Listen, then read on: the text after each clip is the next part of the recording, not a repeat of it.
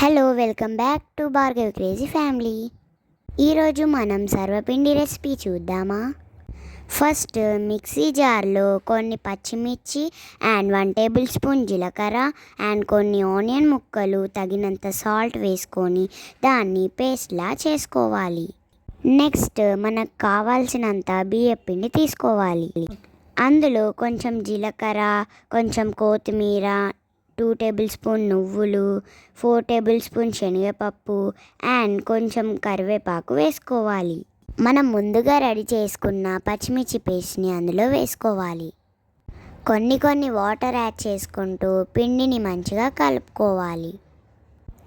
ఆ తర్వాత ఒక వెడల్పాటు బౌల్ తీసుకొని అందులో కొంచెం ఆయిల్ అప్లై చేసుకొని ఆ తర్వాత వీడియోలో చూపించినట్టు చేసుకోవాలి.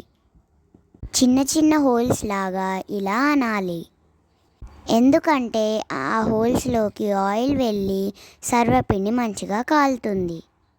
అప్పుడే కరకరలాడే సర్వపిండి రెడీ అవుతుంది.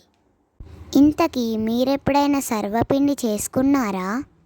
నాకు తెలిసి మన తెలంగాణలో ఉండేవారందరికీ సర్వపిండి అంటే ఇష్టం ఉంటుంది. మీకు సర్వపిండి ఇష్టమా? అయితే కామెంట్ చేయండి. వీడియోస్ అయితే చూస్తున్నారు కానీ లైక్ అయితే చేయట్లేదు. లైక్ చేయొచ్చు కదా, మాకు కొంచెం ఎంకరేజ్ చేసినట్టు ఉంటుంది. ఇప్పుడు స్టవ్ మీద బౌల్ పెట్టుకొని మంచిగా తిప్పుకుంటూ సర్వపిండిని కాల్చుకోవాలి. ఓకే, సర్వపిండి అయితే రెడీ అయింది.